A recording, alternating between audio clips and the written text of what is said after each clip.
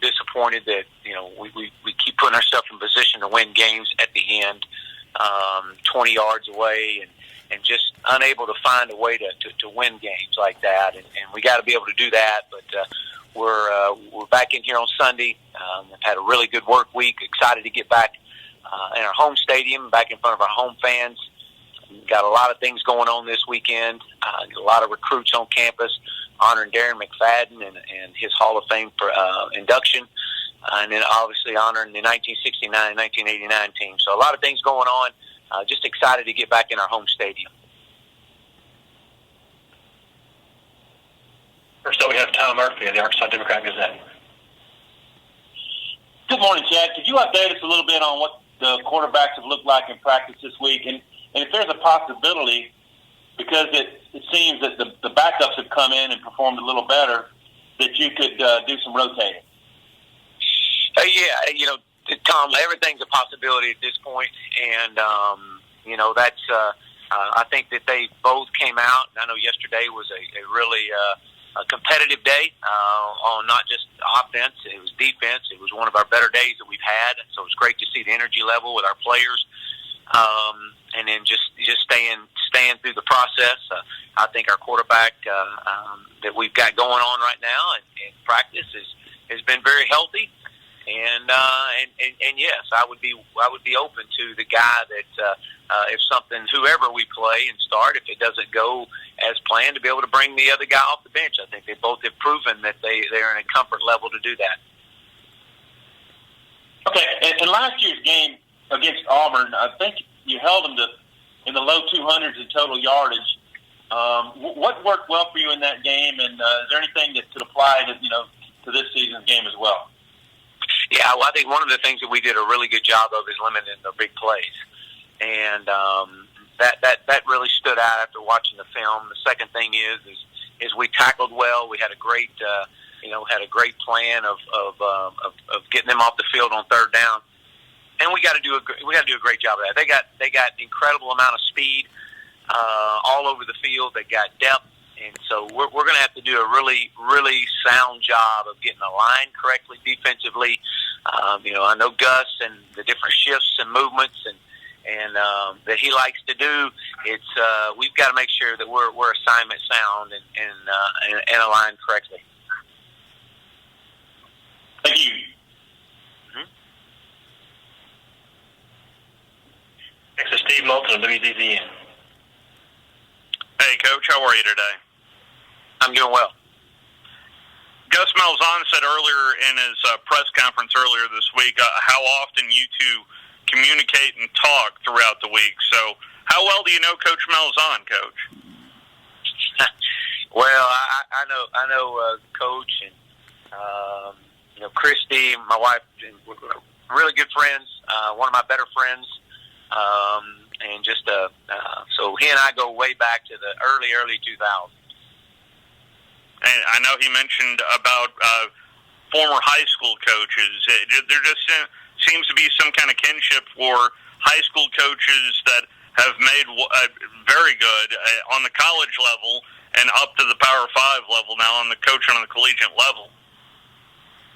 Yeah, I mean, when he and I originally met, he was coaching high school ball, and so was I, and then from that point, just the talks, the aspirations, the sharing ideas started and continued and continued every year, and so yeah, I think it just one thing that Gus kind of led the charge for high school coaches getting into the college program. I wouldn't be in college coaching had it not been for Gus, and Gus recommended me to Todd Graham when he left Tulsa to go to Auburn, and so there's a lot of connections that go really deep in this, and it started back when we were high school coaches.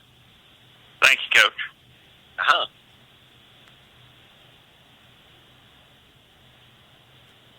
Next we'll go to Nate Allen. Dad, just kind of what's the status for Rakeem Boyd and Colton Jackson and Joe Fouché for this week? All three will play. They were out at practice yesterday. Colton was in a regular jersey. The other two were in green jerseys. I anticipate those transitioning over to the regular color jerseys this week, but they'll both be ready to go Saturday. And also, just what kind of similar problems does Bo Nix present as a running quarterback to what you faced from Bowden last week? Well, I think from Bo's standpoint to Bowden, there's a lot more window dressing, a lot more different presentations with Bo's run game. A lot of that is by design with the scheme that Coach Malzahn runs. And so you got to, again, as I mentioned earlier, you got to be assignment sound and got to get yourself aligned. That's going to be the most critical thing this week, is making sure we're aligned correctly. But different in running styles, but very much effective. Thank you. We have another from Steve Moulton. I wanted to ask about Derek Brown and really that Auburn front seven, of what you've seen on tape through the first 6 games from that front seven for Auburn, Coach. Well, when you turn it on and you watch the entire defense and you watch the speed that they have and the depth that they have, it's extremely impressive. I mean, I've played against a lot of really, really talented defenses, and this would definitely rank up there with one of those, if not one of the better ones. I think it starts with their defensive line. I worked with Kevin Steele at Clemson, and obviously know the quality and caliber of coach that he is, and how he gets his kids to play hard. But it starts with that defensive line, and when you start looking at Derek Brown, I don't know if I've seen a better guy that plays as hard for so long. He's very impressive to watch, but he's got a great career ahead of him. But it doesn't stop with him. You Tyrone, Marlon, Big Cat. I mean, it goes on and on. And the guys behind them, Nick Cole is very productive when he gets on the field. So a lot of depth. Cornish Miller is another one that's always around the ball. And that's one of the things that in this league that you understand is this is a line of scrimmage league. And they definitely have the depth there in their D-line to cause a lot of problems. Well, we've been talking a lot in this state about Bo Nix and a freshman quarterback, and everybody certainly had a thought or two after the Florida game. What did Florida do to affect Bo for those turnovers in that game, Coach?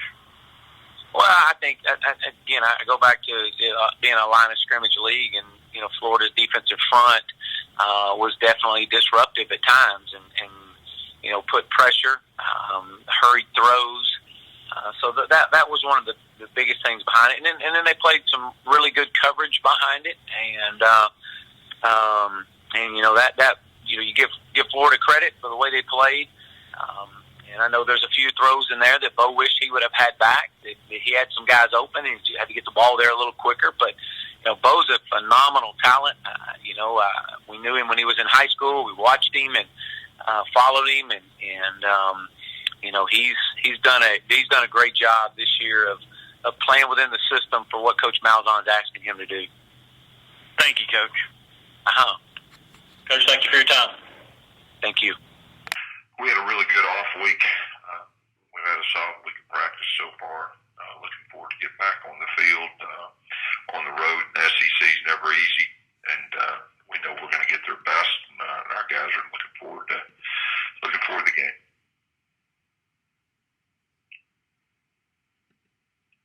First up, we have Brandon Marcello at 24/7 Sports.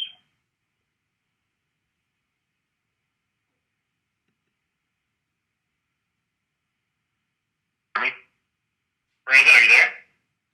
Yeah, I'm here. Can you hear me? Yeah, go ahead, Brandon. Yeah. Hey, Gus. Hey, Brandon. I was wondering, I was looking through the stats here. After this game, you would have played 3 of the top 4 passing offenses in the SEC, plus you played an Oregon team with a first-round quarterback and one that's ranked near the top of the nation in passing. How do you think your defense has dealt with that against all these teams that throw the ball so often early in this season? I think they've done a very good job.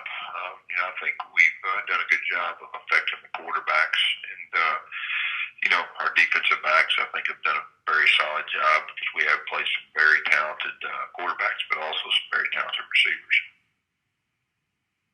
Your players are talking about sometimes it's, you only have one interception this season. Sometimes it's just because of scheme or the way you guys play.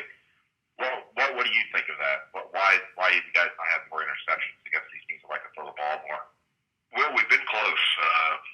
We've had some opportunities. We got to seize the moment. We got a chance to get our hands on the ball and really feel like the second half of the season, I think that number will grow dramatically.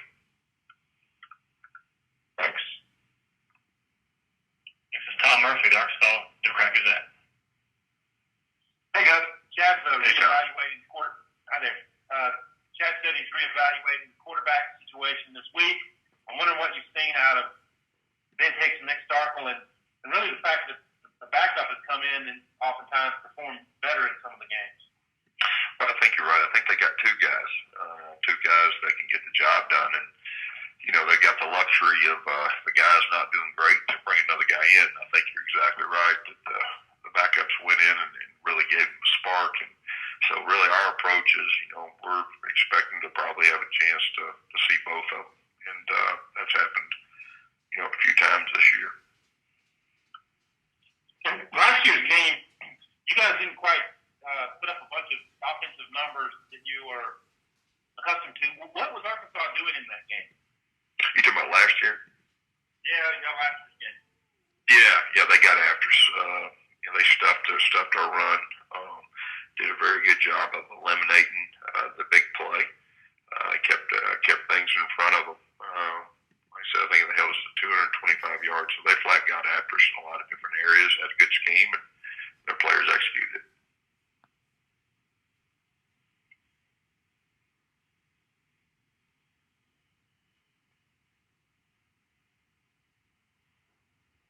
Next is Chip Souza, the Associated Press.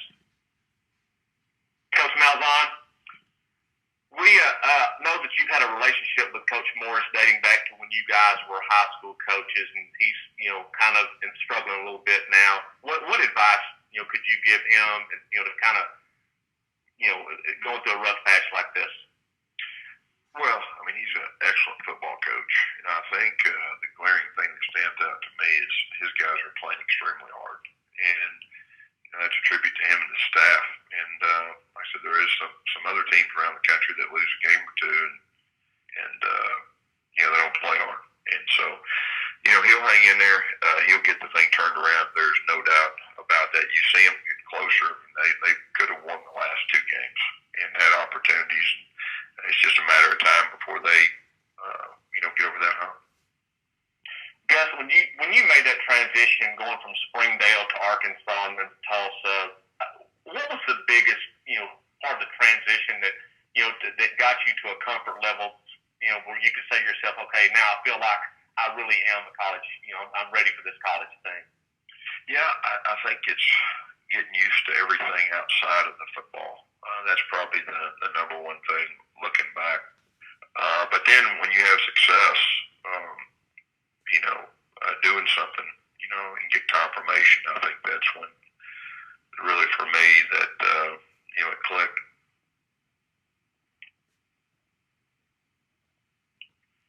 Steve Malzahn, WZZN. Hey, Coach, how are you today? Good. With a Booby on the shelf, how much do you think that is going to affect the run game, you think, this weekend, Coach? Well, we're going to have the same approach we've had. We're a run play action team. We need to run the football effectively to be at our best. So, we're not going to change anything as far as our approach. We just need to have some guys step up. I really think that we'll do that. We've had some guys that had an excellent week of practice. I think it really helped us having an off week. Losing a key factor like that definitely helped us. And I know a lot of attention on Cam Martin, but maybe a kid like Harold Joyner, what does he bring to the table, Coach? Yeah, Harold's a big guy, a big athletic guy that has done some good things for us this year. And I think, this off week has been really good for him also, and got more reps with the guys. I think that'll help him moving forward. Thank you, Coach. Thank you.